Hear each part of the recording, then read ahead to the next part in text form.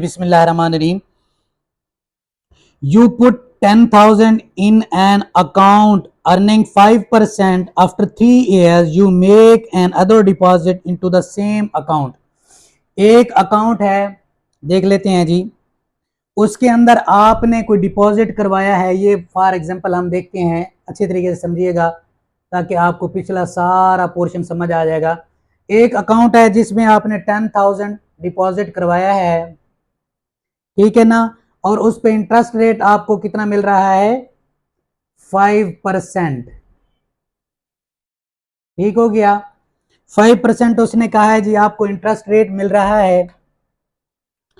आगे वो कहता है after 3 years you make another deposit into the same account. उसने कहा आपने आफ्टर 3 years यानी 3 साल बाद आपने इसके अंदर एक एन अदर अमाउंट डिपॉजिट करवाई है। एन अदर अमाउंट जो डिपॉजिट करवाई है वो पता नहीं है कितनी है, बट आगे वो कहता है 4 year later that is 7 year after our original amount 10,000 deposit the account balance is 20,000। अब उसने बात की है कि ये अकाउंट बैलेंस जो है आपका 20,000 हो जाता है कब, आफ्टर द 7 year। ऊपर देख सकते हैं आपको टोटल जो नंबर ऑफ पीरियड्स हैं यानी नंबर ऑफ ईयर्स हैं वो 7 है, तो ये 20,000 हो जाता है। अब ये बेटे समझ लें कि उस टाइमलाइन वैल्यू से भी मैं समझाऊंगा।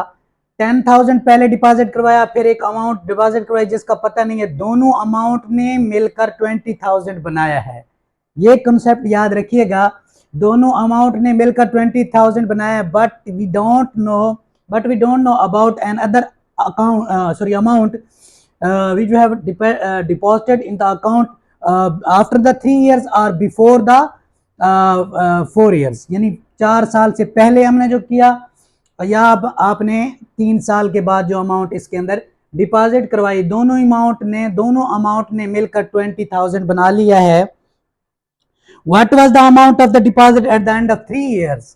अब इसमें फ्यूचर वैल्यू भी आपने इसकी मालूम करनी है कि 10,000 20,000 तक पहुंचने तक 7 year के अंदर इसने कितनी फ्यूचर वैल्यू इसकी बनी है, और प्रेजेंट वैल्यू को भी देखते हैं मैनेजरियल फाइनेंस। जी बिस्मिल्लाहिर्रहमानिर्रहीम, देखते हुए हमें समझ आएगी इस चीज की। आपके पास एक टाइम लाइन वैल्यू है जो उसने कहा है कि आफ्टर द 3 years आपने एक अमाउंट जमा करवाई है, ठीक है ना। मैंने यहाँ आफ्टर द 3 years एक अमाउंट जमा करवाई है, अमाउंट का पता नहीं है। उसने 4 साल का सफर किया है इसी अमाउंट के साथ जो पहले आपने 10,000 जमा करवाई हुई थी। इसने 7 year का सफर किया है यहां तक, तो ये जाके फ्यूचर वैल्यू आपकी क्या बन गई है, 20,000। और ये प्रेजेंट वैल्यू भी उसने एक दे दी है आपको जो कि 10,000 है बेस ईयर के अंदर, यानी इन्वेस्टमेंट ईयर जो 0 year है, यहां से लेके यहां तक आपका यही 10,000 चलता जा रहा है। फिर एक और अमाउंट आई है जो इसके अंदर ऐड हुई है, वो मिलके इन दोनों अमाउंट ने मिलके 20,000 बना दिया है। बच्चे बहुत परेशान होते हैं कि सर समझ नहीं आ रही है इस क्वेश्चन की, इस क्वेश्चन के अंदर मेरे ख्याल में कोई सप आया बैठा है। बहुत ही आसान क्वेश्चन है। अब देखें 3 year के बाद आपने चौथे साल के बाद after the end of 3 years, book के अंदर लिखा हुआ है, यानी after the end of 3 years आपने एक और अमाउंट जमा करवाई है जो कि दोनों ने मिलकर 20,000 बनाया। पहले तो हम देख लेते हैं जी, टाइमलाइन की भी समझ आ गई होगी आपको कि इस तरह ये दोनों अमाउंट मिलकर 20,000 बना रहे हैं। ये दोनों की 20,000, ये अमाउंट जो हमें मालूम नहीं है और ये अमाउंट, ये दोनों मिलकर 20,000 बना रही हैं, ठीक है ना। अच्छा जी, आपने पीवी जो पहले पुट की है, ए पार्ट को देखते हैं। यू पुट 10,000, इंटरेस्ट आर से भी जाहिर करते हैं, इंटरेस्ट रेट ऑफ इंटरेस्ट जो होता है आई से मैंने शो किया हुआ है 5%। एन आपका नंबर ऑफ पीरियड है 7 years है, और ये फ्यूचर वैल्यू जो 20,000 दोनों की मिलकर बनी है, इसको एक साइड पे कर लें आप। इसका अभी कोई रूल नहीं है, लास्ट पे इसको समझाऊंगा। अच्छा, फ्यूचर वैल्यू का फार्मूला, तो future value is equal to present value into 1 + i की power number of periods, number of years n, ये लिखी हुई है, ठीक है ना।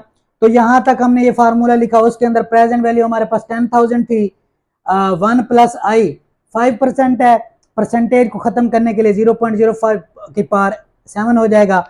जब आप बेटे इसको हल करेंगे 10,000 इसकी जब इसको आपस में ऐड करेंगे 1.05 की पावर 7 इसको हल करके इसके साथ आप मल्टीप्लाई करेंगे तो आपके पास ये आंसर आ जाएगा, ये आंसर। अब ये दूसरी अमाउंट इसके अंदर से निकल, अब ये 10,000 जो है ना 10,000 यहां तक जाते हुए 7 ईयर के बाद 5% इंटरेस्ट मिलने के साथ ही 10,000 आपकी जो अमाउंट है 14,000 फॉर समझाने के लिए बता रहा हूं 71 हो गई है आपकी ये अमाउंट 10,000 यहां तक जाते हुए ये अमाउंट बन गई है आपकी। अब वो ये तो ये बनी है तो टोटल कितना है 20,000 है ना, तो 20,000 से मेरे बेटे ये आप 14,071 20,000 से लेस कर दें तो आपके पास वो अमाउंट आ जाएगी जो इस जगह पे आपने इन्वेस्ट की थी, वो आई है आपके पास 5,929। अब ये अमाउंट आपने जो इन्वेस्ट की थी वो नहीं आई, ये वो आई है जो यहां पर दूसरी अमाउंट ये अमाउंट जाके बन गई है, यानी ये फ्यूचर वैल्यू हमारे पास आ गई है, फ्यूचर वैल्यू आ गई है इस अमाउंट की जो कि हमें मालूम नहीं है। अब ये फ्यूचर वैल्यू आ गई, इसकी प्रेजेंट वैल्यू मालूम करेंगे। प्रेजेंट वैल्यू क्या थी जब हमने आफ्टर द 3 ईयर जब before the at the time of at the spot time आप कह सकते हैं 4 ईयर जब स्टार्ट हुआ है तो आपने जो एन अदर अमाउंट डिपॉजिट करवाई है वो कितनी थी, इसकी प्रेजेंट वैल्यू कितनी थी देखते हैं। प्रेजेंट वैल्यू, अच्छा ये तो है आपकी फ्यूचर वैल्यू बन गई है ना, ये देखिए ये है आपकी फ्यूचर वैल्यू, तो इसकी हमने क्या मालूम कर दी है प्रेजेंट वैल्यू। तो हम प्रेजेंट वैल्यू को मालूम करने के लिए वही फार्मूला फ्यूचर वैल्यू का लगाया, उसको रीअरेंज किया, ये 1 प्लस आई की पावर एन इसके नीचे चला जाएगा तो हमारे पास प्रेजेंट वैल्यू पीवी बच जाएगा।